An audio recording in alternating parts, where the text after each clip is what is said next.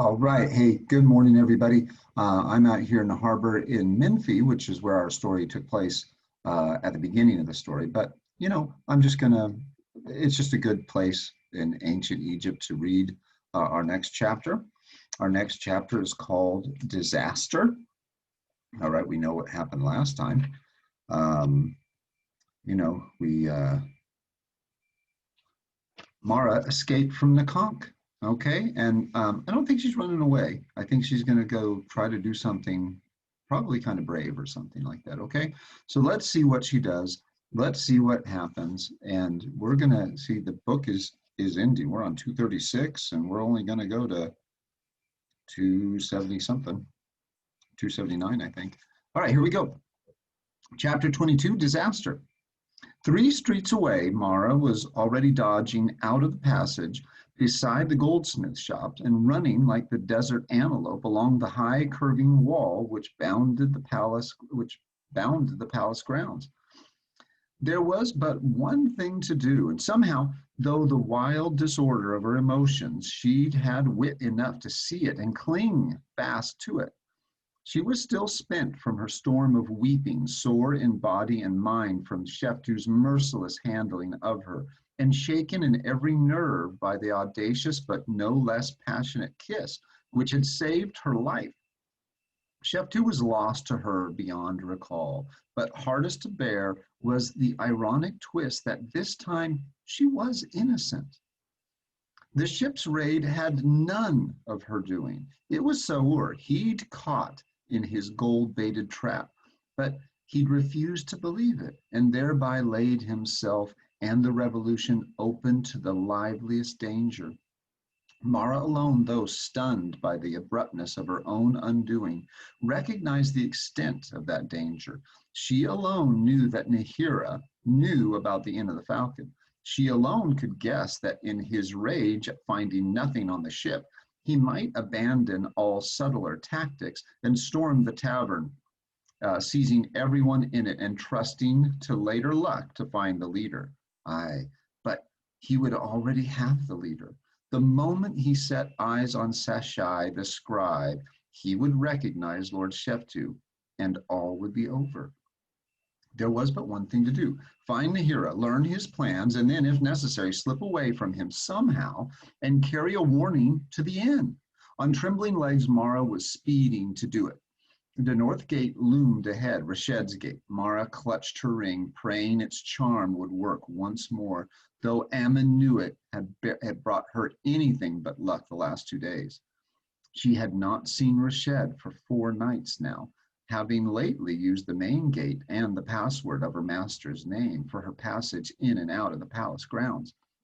She knew not what temper Rashed would be in, but she had to try him. She might need desperately to get out again later, and by that time the use of Nahira's name might be suicidal. Breathless, she halted before the gate, tried in vain to quiet her pounding heart, and finally rapped 3 times. Rashed recognized the signal. She could hear the faint, sharp clatter of his sword as he made a startled move. An instant later, the gate swung open, just far enough for his body to block the entrance. "You," he growled. "Aye, Rashed, I'm in haste. Please let me in." "What are you doing out? That's what I want to know.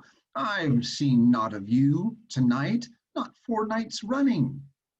"Why, today I went out much earlier with my princess at another gate. And before that, oh, Rashed, I've wanted to come, if only to linger a moment with you and then go back again.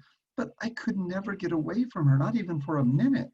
"Aye, very likely, more likely you found some other simpleton to dry your tears and let you in and out whenever you crook a finger at him." Rashed reached out furiously and jerked her closer. "Who is it?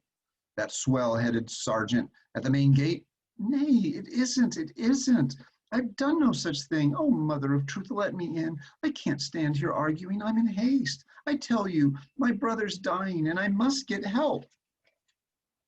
She twisted violently in his grasp, but only succeeded in reversing their position so that it was she who stood with her back to the gate, which hung tantalizingly ajar. He still held her arm fast. "You never had a brother," he said bitterly. I don't know whom you meet outside there, but I'll stake my sword he's no sick kinsman. Aye, I've caught on to your game, you little witch, though I've been cursed slow about it. You've made a fool of me, letting me risk my post here, night after night, so you could. Rished, I beg you, I swear by my caw. Tears of despair choked off the words, then changed to sobs of fury. She began to fight him like a wildcat, kicking, clawing, beating at him, spitting out her rage. Let go of me, you stupid clod. I've done naught to you. You've got your cursed post still, haven't you? Let me go, you devil. Suddenly she froze, staring just beyond his shoulder. Great Ammon, your captain. He spun around, and for just that instant his fingers loosened. An instant was all Mara needed. In a flash, she had wrenched away and darted through the gate, up the avenue of rams and into the court of weavers, leaving him cursing bitterly behind her. Let him curse, she thought, as she sped silently along the graveled paths. He can't leave his gate without raising an alarm, and if he does that, he'll lose his precious post, and maybe his head for his part in this affair. But oh, Ammon, now how was she to get out of the grounds again in case she had to? She slowed, almost halted, in an agony of hesitation. Should she go back, try to make amends? Try to? Nay, the thing was done now. There was no undoing it. Sick with apprehension, she darted on. She reached the great court of storerooms some distance beyond the stairs she ordinarily climbed to the upper corridor and her own chambers. There she stopped, leaned panting against the rough plastered wall, and tried to picture in her mind the plan of the palace Nahir had showed her. The little study he had told her of was near this courtyard. She was sure of that. But which passage? That one to the right? Aye, it must be, for the other led only to the guard room. It was the one she and Inanni had walked down that day toward the audience with the queen. How long ago that seemed. She moved quickly into the passage to the right, turned right again into a dimly lighted hall, and counted the doors as she passed them. 1, 2, 3, 4. It was that one. Without allowing herself to pause or even wonder what would happen next, she opened the door, slipped through into a torchlit, crowded room, and closed the door behind her. Lord Nahira turned from a group of excited soldiers and rivermen and stared at her. You, he burst out.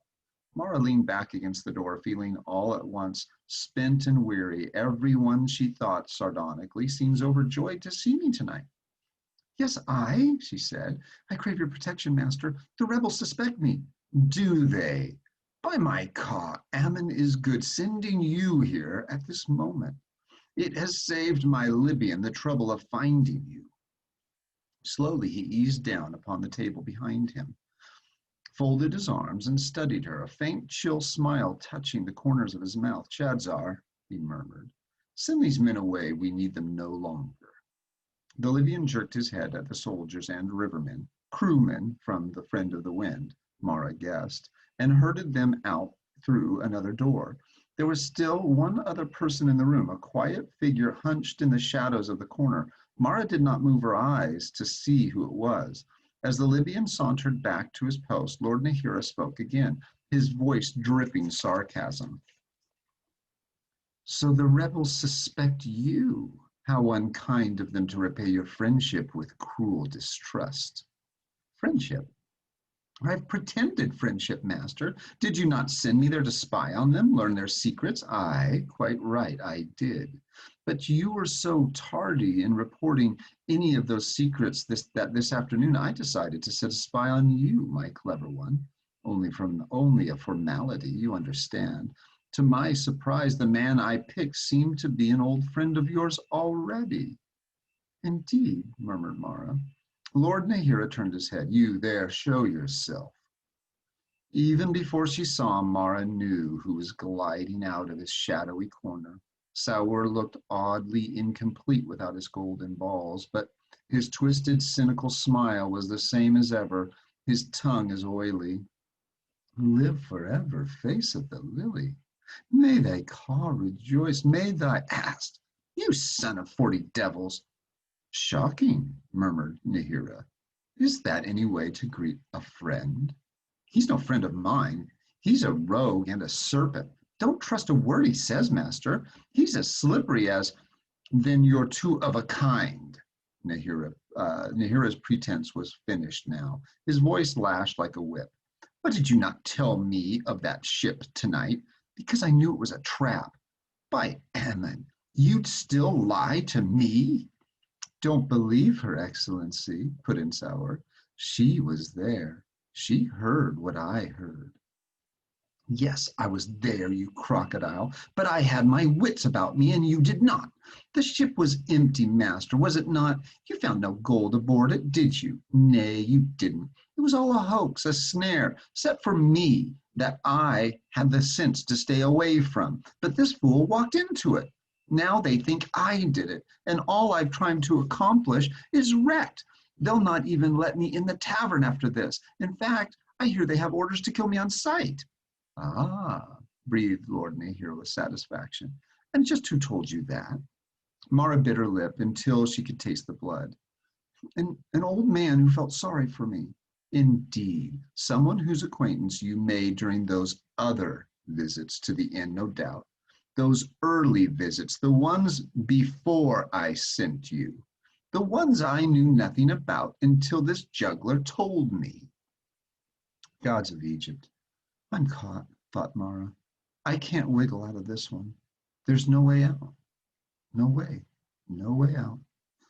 She parted stiff lips, but no words came rushing to her tongue from that mysterious reservoir of last-minute inspiration which had so often saved her.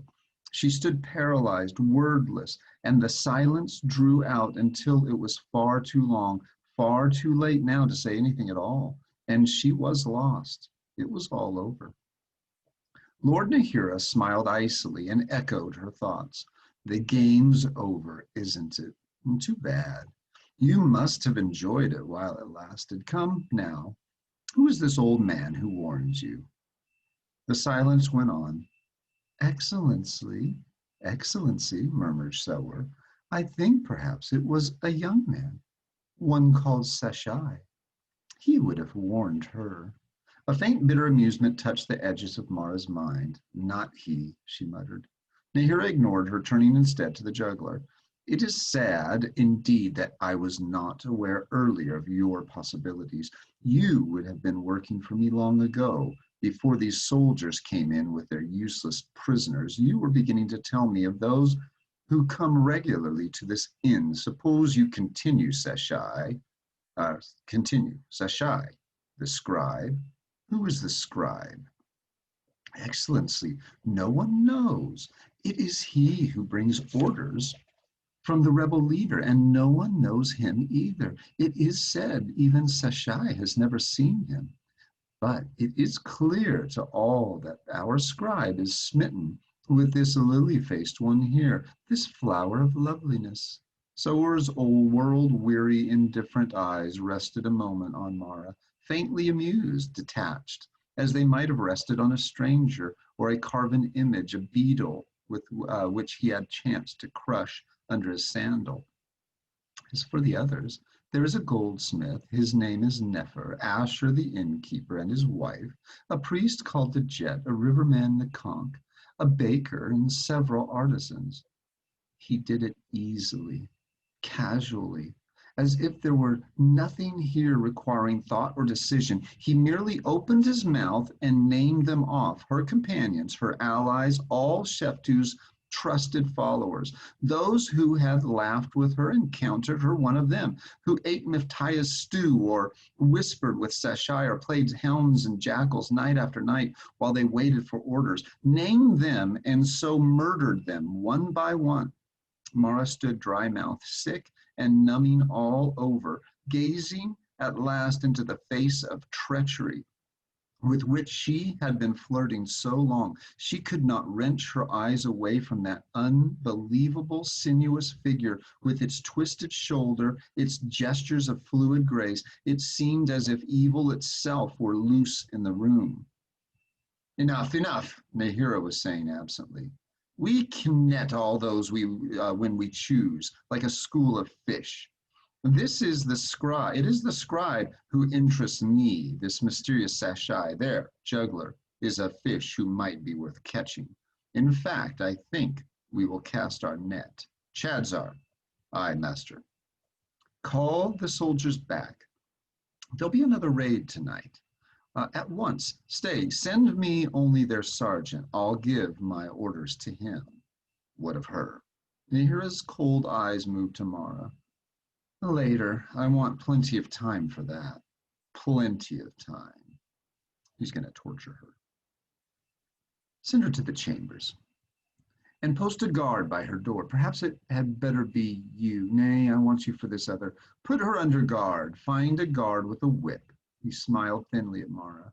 We will meet again, too clever one. Come, muttered the Libyan.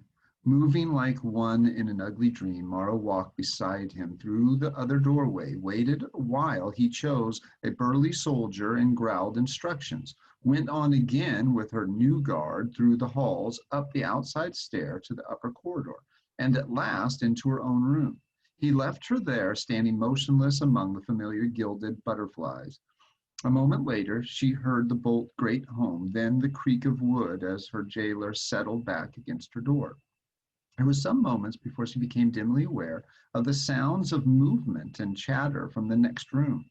At first, she resisted them vaguely as one brushes away a buzzing fly. But in spite of herself, the numbness began to wear away, the fog to clear from her mind. That was Inanni and the Syrian women she had heard in there, talking calmly together as on any other evening, perhaps putting away their games and embroidery, yawning good night. There was another door, the one opening onto the hall from that sitting room. No use, she thought. It's but a step down the hall. The guard would see anyone who went in or out. He guards that one too, or might as well. Without a plan or any hope, she moved across the room and passed through the tapestry-hung door into the sitting room.